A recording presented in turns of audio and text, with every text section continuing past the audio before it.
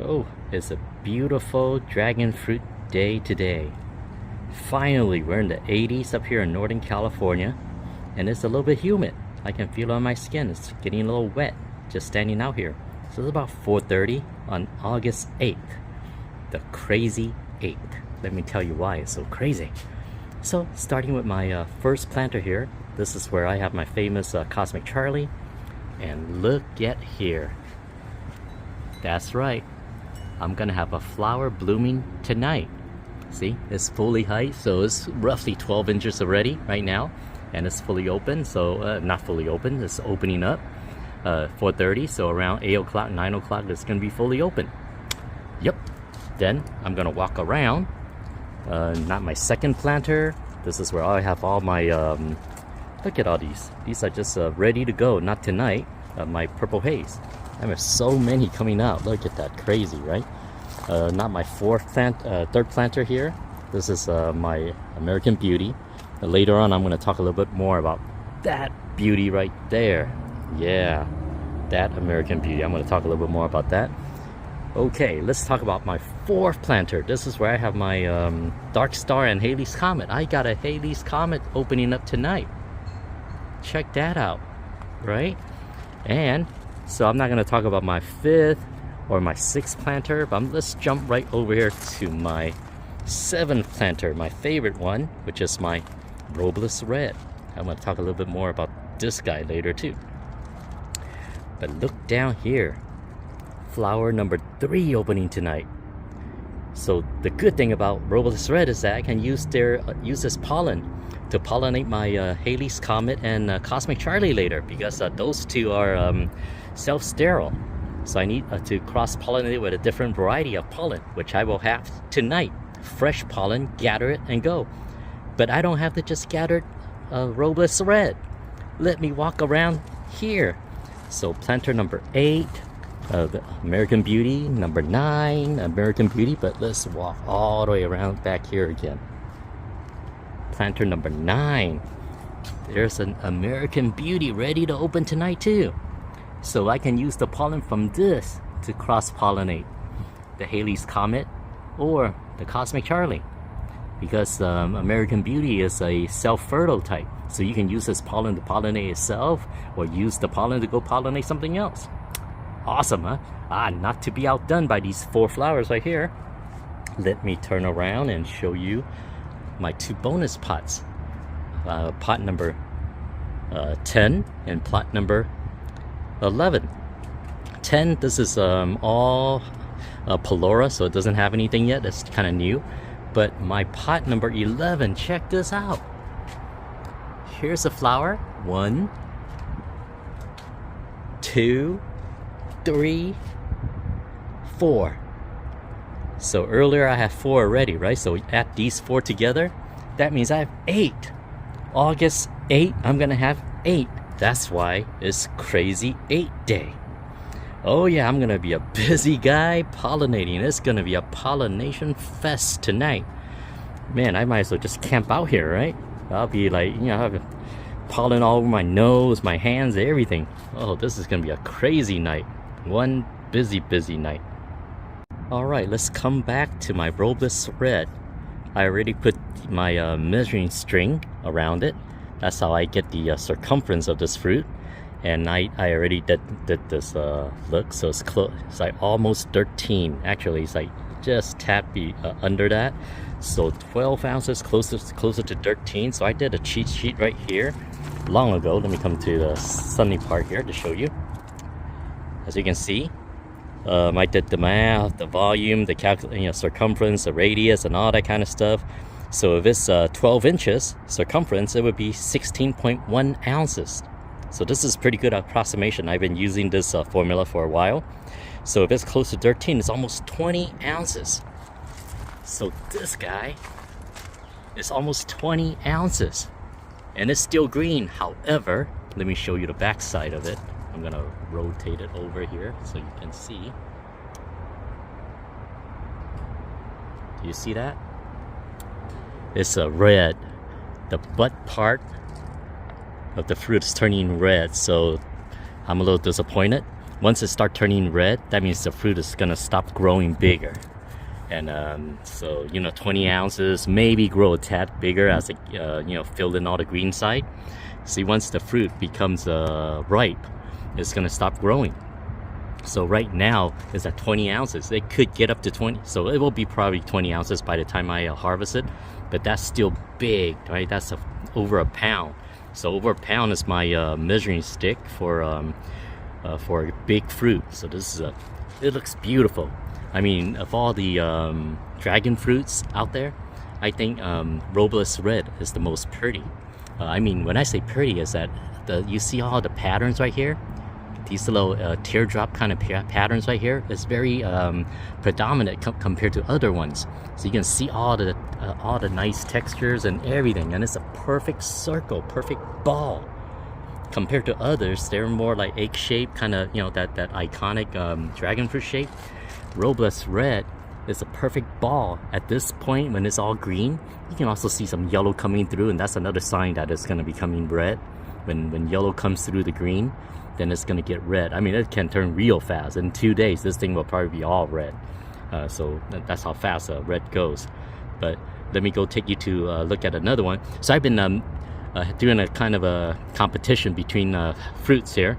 So my Robles Red is getting big, so I want to see which one will be the biggest fruit I have this year. So this is a contender, and I'm going to show you the other contender.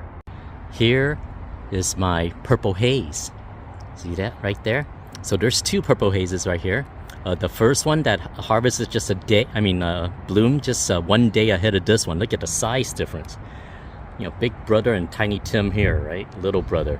So I'm using this apparatus here to hold this particular branch up, because right now I don't want to impede on the growth of this fruit. See, it's so close to another branch down here. I even trimmed part of this branch, so this one has room to grow, but it's starting to stop growing because you can see. Let me see if I can bring it closer to you. Can you see the red kind of coming through the green body? So this is starting to turn red now. That means it's going to stop growing. This is it. And I did the measure, the circumference over here. It's just a tad under 12. Just a tad. It's probably going to be 12 by the time it's all green.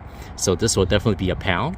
When this is all red later, it's definitely going to be a pound. But how much more?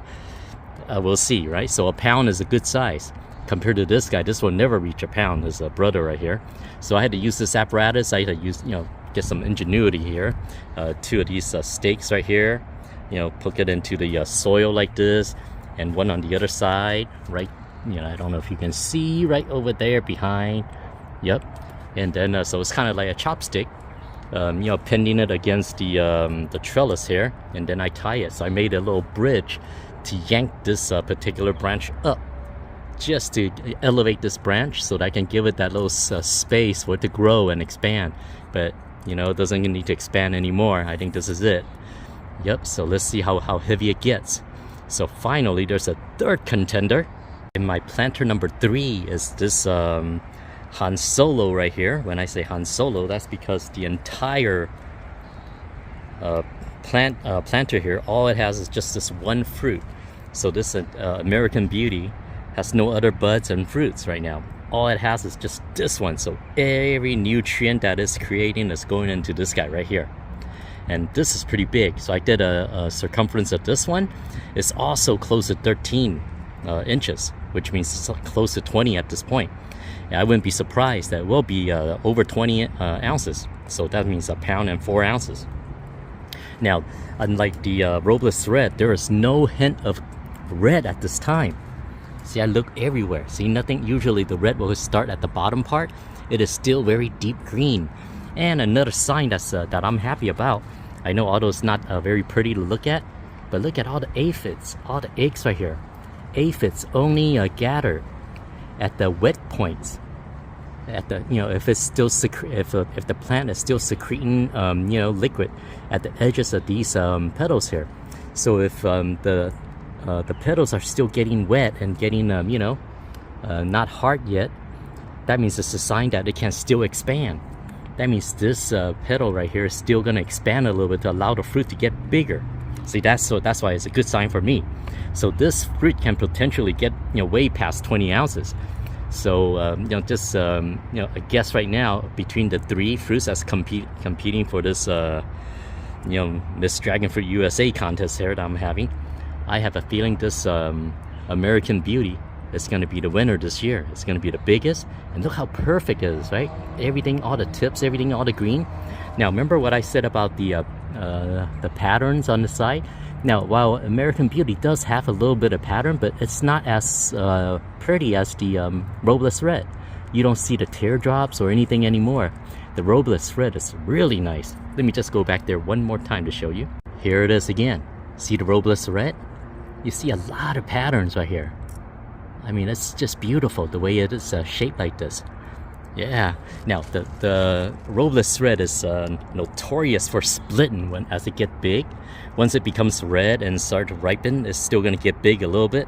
When it gets big, this hole right here, this navel, if you will, it will crack open. So that's why the way I remove the flower, before I remove the flower, I purposely squeeze the flower just to squeeze the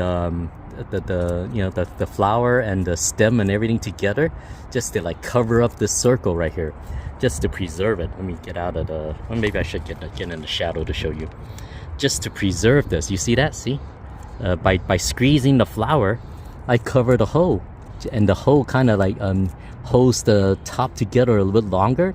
Ultimately, it's gonna get so big where it cracks this open, but for now, it's gonna it's gonna prolong it as long as it can, right? That's my trick in growing Robles Reds. So see, look how pretty it is. Oh, while I was making the video, it made me think about this. I know it's a lot of aphids here, right? It looks so uncomfortable to look at. I mean, look at those white eggs over there too. Yeah, so I'm just gonna clean it all up. I mean, it just doesn't look that good. Yeah, it bothers me to see so much unsightly. Wow, the eggs are kind of stuck onto that liquid area there. Yep, I'm just gonna clean it up. Yeah, with these just water. I'm just using water on a Q-tip here. Yeah. Help Woody spread the word. Tell your friends what you heard. In the city or in the woods, please keep America looking good. Yep, that's what I'm doing. I'm doing my share, keeping America looking good. This is my American Beauty fruit here, and that's why I am keeping it clean, just to show you. So this is a bonus part of the video. As you know, I like to, there's a lot of things are hindsight stuff that that I don't think about when I'm making a video until I, record some stuff. And yeah, this is part of the fun that I do. I'm gonna keep cleaning. Here you go. This is a pride and joy that I can be proud of. Not like earlier with all that aphids and eggs and everything. So I wiped that all off. So now it's a true American Beauty. Looky here. This is my setup to make a time-lapse video. See, this is how I do it. I have a separate camera. Not my main camera. This is my other cell phone, my Huawei. I love this phone, by the way. This is like almost 8 years old. And I'm doing a time-lapse of these 3 flowers. You see that? There's going to be 3, so it's a perfect location. So when I do a time-lapse, all 3 flowers are going to open right in front of your eyes. So that's a bonus at the end of the video here. And here, I just want to show you my setup. So I have 2 different tripods. One for the camera, and then I got 2 batteries. One for the camera and one for my light. Yep, because around 8 o'clock, 9 o'clock, when it's all dark, that's when these flowers will open. And if you don't have enough light, I won't be able to capture anything. Now I have this umbrella that's reflecting light, indirect light, back down to the flower. I tried it with the LED light before in the past, where I shine it right onto the flower, because the flowers are so white once they open, they kind of blind you, so you lose all the definition of all the the details and everything inside the flower. So now I'm trying to indirectly shoot the light up into this umbrella So this umbrella is so cool. This is that $6 Big 5 umbrella that you get. This is with a clamp. Clamp onto is for camping chairs. You clamp it to the chair so that you can get shade while you're sitting at the beach. Well, this clamp is perfect. It can clamp onto this post. Sometimes I clamp it onto my camera post to cover up my camera. But today I'm using it on the light. And now the good thing about this umbrella is that underneath is silver. The cloth is silver, kind of like those car shades that you have. Like one side is the silver to reflect the sunlight into your car, and then the other side is blue or black, whatever color, right? So they make this umbrella outside is blue, and then the underneath is silver. So it's perfect for me. Silver reflects light. So I set my LED light. This is for picture taking kind of light. I shoot it into my silver background, and then it will indirectly shoot back into my flowers. Now I set my light not to the highest because I don't want it to come back all white and stuff. I just need enough light just so that my camera here can capture all of that. See? So this is it, my apparatus. Very simple to do, and I enjoy it. Wait till you see the flowers open.